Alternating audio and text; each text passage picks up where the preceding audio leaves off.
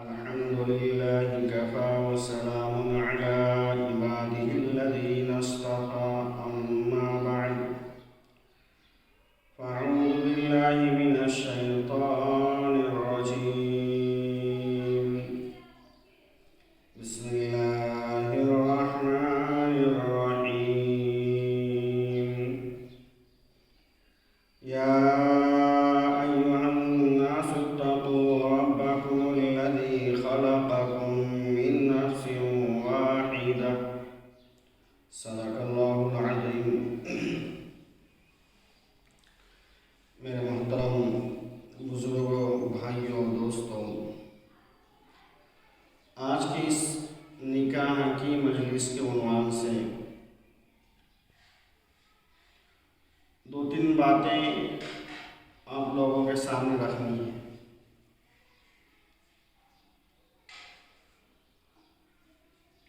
نکاح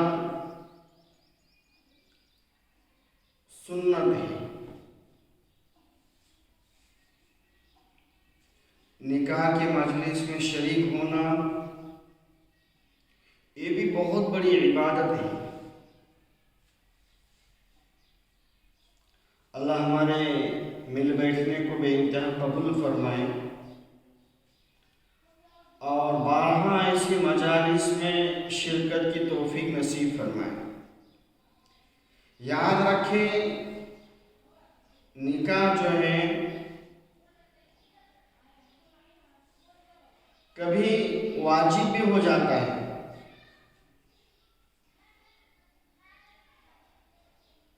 کب واجب ہے؟ کہا بچے کے اندر اتنی استطاعت پیدا ہو جائے کہ وہ جو ہے جس بچی سے نکاح کرنا چاہتا ہے، جہاں پیغام دینا چاہتا ہے، اس کے نان نفقے کی پوری ذمہ داری کو برداشت کر لے گا، اس کی اتنی طاقت، صلاحیت، کیپیسٹی پیدا ہو جائے، ظاہری اعتبار سے بھی اور باطنی اعتبار سے بھی اس کی طاقت پیدا ہو جائے، ہر ذمہ داری کو سنبھالنے والا بن جائے، نکاح کر لینا ضرور۔ اللہ کے نبی صلی اللہ علیہ وسلم فرماتے ہیں اب نکاح کرے گا تیری نگاہوں کو جھکا دے گا، نکاح کرنا تیری عفت اور پاکدامنی کا ضامن بنے گا۔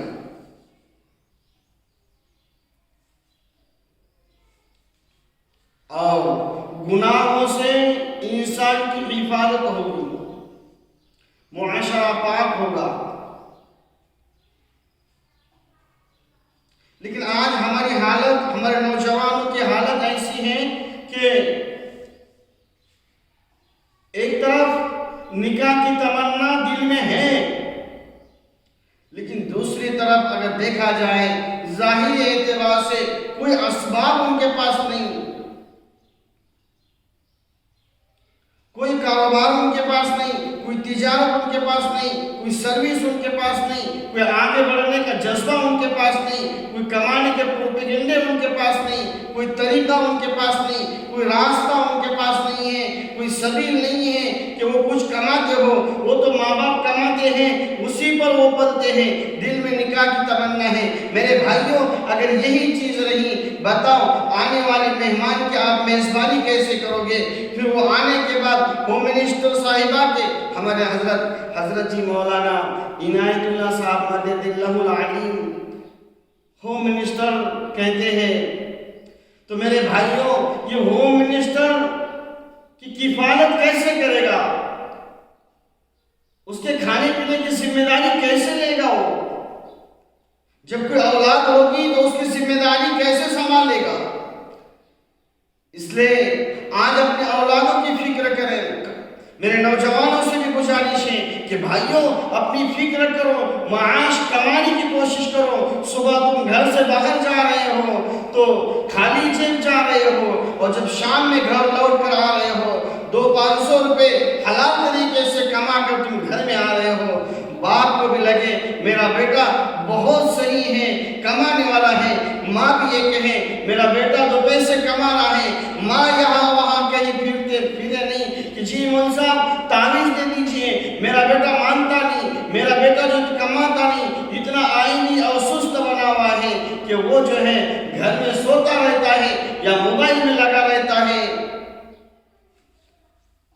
اور کیا کہنا نوجوانوں کے موبائل کے ذریعے سے اور پوڑیوں کے ذریعے سے، غلط کاریوں کے ذریعے سے انہوں نے اپنی اندرونی طاقت بھی ختم کر دی ہے، اندرونی طاقت بھی ان کے پاس نہیں ہے کہ ایسے واقعات پیش آتے ہیں، شادی ہو گئی 2 مہینے ہو گئے ہیں، سسرال سے شکایتیں آ رہی ہیں کہ نوشا جو ہے ہمارے داماد گھر نہیں آتے، ہمارے داماد حقوق ادا نہیں کر رہے ہیں، طلاق تک نوبت آ رہی ہے۔ یہ صرف اسی لیے ہو رہا ہے کہ ہمارے پاس ظاہری طاقت نہیں، یعنی معاشی نظام ہمارے پاس نہیں ہے، یا پھر باطنی طاقت نہیں ہے۔ نوجوانوں خدا ترس کھائیے اپنی زندگی پر، اسی لیے حالات پیدا ہو رہے ہیں، کہیں نہ کہیں جو ہے ہم کوتاہیاں کر رہے ہیں، غلطیاں کر رہے ہیں۔ آج وقت ہے کہ ہم جو ہے قدر کر لے اور جو ہے اپنے آپ کو عزت کے دہانے پر گامزن کریں، اپنے آپ کو صحیح راہ پر لائیں، ماں باپ کے آنکھوں کی ٹھنڈک بنے۔ اور وہ جب ہوم منسٹر صاحبہ ہمارے پاس آئیے، ہونے والی بیوی کے حقوق ادا کرنے والے بنے، اپنے اولاد کے حق ادا کرنے والے بنے۔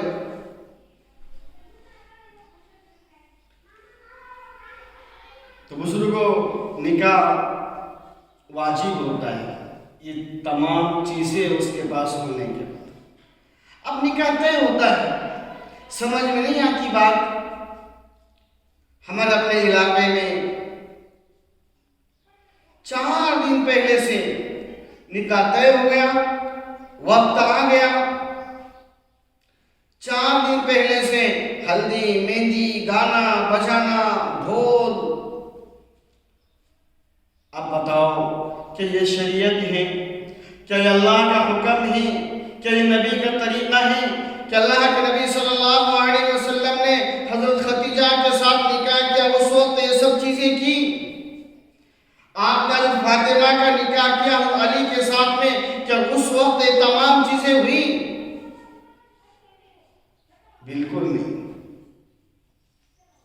دلہن ہے، مہندی لگا سکتی، اجازت ہے۔ اب ہوتا ہے کہ نوجوان نوشا کھڑا ہے اور گھر کی مستورات جو ہے اس کو مہندی لگا دیں، حرام ہے، حرام ہے، اس سے بچنے کی کوشش کرو، سچی پکی توبہ کر لو۔ اپنا بدن کسی کے سامنے کھولنا، نامحرم کے سامنے کھولنا بالکل حرام ہے۔ اور میری بہنوں کو بھی دل کی گہرائیوں کے ساتھ گزارش کر رہا ہوں، یاد رکھو کسی نوجوان کا بدن دیکھنا، سطر دیکھنا، اور ہمارا نوشا سطر چھپا کر کھڑا نہیں رہتا ہے۔ یہ سن لیجئے، سر کے بالوں سے لے کر پیر کے ناخن تک ایک عورت کا پورا کے پورا بدن جو ہے وہ سطر میں شمار ہوتا ہے، اور مرد کا سطر ناک سے لے کر ہمارے گھٹنوں کے نیچے تک ہے۔ اتنا اگر ڈھکا ہے تو بھی سطر ڈھکا ہوا ہے، کوئی مسئلہ نہیں۔ لیکن حقیقت میں ہمارے جو علاقے میں بات چلتی ہے، کیا اتنا سطر ڈھکا ہوا ہوتا ہے؟ بالکل نہیں۔ اس لیے ہرگز ایسا کام نہ کریں جو گناہ کا سبب بنے، گناہ کا باعث بنے۔ اس لیے آپ ہلدی سے بالکل پرہیز کریں، شریعت اس کی اجازت نہیں دیتی کہ نامحرم لگائے۔ محرم مستورات اگر کوئی لگا رہی ہے تو بات سمجھ میں آتی ہے، اور نوشا بھی سطر ڈھکا ہوا ہے، بھی وہ خوبصورتی کے لیے لگاتے ہیں تو بات سمجھ میں آتی ہے، لیکن ایسا نہیں ہوتا۔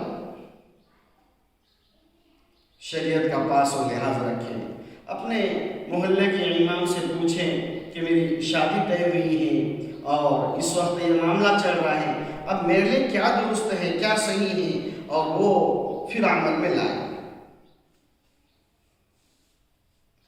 حالت تو ایسی ہے کہ 4 دن پہلے جب مہندی ہوتی ہے، ڈھول بھی بجتا ہے، مستورات گانے بھی گا رہی ہیں، اور محرم کا کوئی پاس و لحاظ نہیں، اور اتنے انڈے کھیلے جا رہے ہیں، اللہ اکبر۔ دکانوں میں انڈے بھی نہیں پھولتے، گھر والوں سے پوچھو، کہو بھائی یہ غلط چیز آپ نے کی، تو کہتا ہے میاں کہ جی مجھے نہیں معلوم تھا، گھر میں شاید ہمارے بیگم نے کیے ہو اور انہوں نے ہم کو بتایا نہیں، ان سے پوچھو تو وہ یہ کہیں وہ فلاں بہنیں آئی تھی اور فلاں مستورات مہمان کے طور پر آئی تھی، انہوں نے یہ کیا ہے۔ میرے بھائیوں، کیا یہ چیز خدا کے پاس ہمارے اپنے چھٹکانے کے لیے کافی ہوگی؟ اللہ کے پاس کیا یہ جواب ہمارا کافی ہوگا؟ کیا یہ جواب دینے کے بعد ہماری مغفرت ہوگی؟ کیا گناہوں سے بری و ذمہ ہم ہوں گے؟ بالکل نہیں۔ اس لیے اپنے گھرانوں پر توجہ رکھیں، اعمال میں جوڑنے کی کوشش کریں۔ ہمارا نکاح سنت طریقے کے مطابق ہو، ہمارا نکاح سنت جب ہے تو سنتیں اس میں پوری ہو، کوئی رسم و رواج نہ ہو، کوئی بدعات نہ ہو، کوئی اللہ کو ناراض کرنے والا عمل نہ ہو، کوئی نبی صلی اللہ علیہ وسلم کے سنت کے خلاف کوئی عمل نہ ہو۔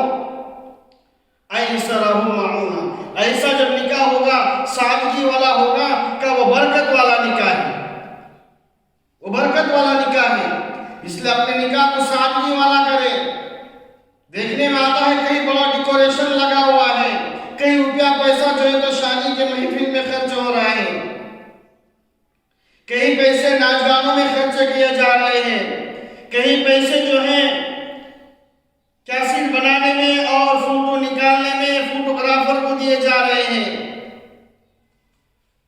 اس لیے یہ تمام تر چیزیں نکاح میں درست نہیں ہیں۔ اللہ رب العالمین نے یا ایھا الناس اتقوا ربکم، کہ اے لوگو اللہ سے ڈرو۔ یا ایھا الناس اتقوا، اللہ سے ڈرنے کا حکم ہے۔ ان تمام معاملات میں ہم اللہ سے ڈریں۔ اللہ رب العالمین ہم سب کو عمل کی توفیق عطا فرماوے۔ وآخر دعوانا ان الحمد للہ رب العالمین۔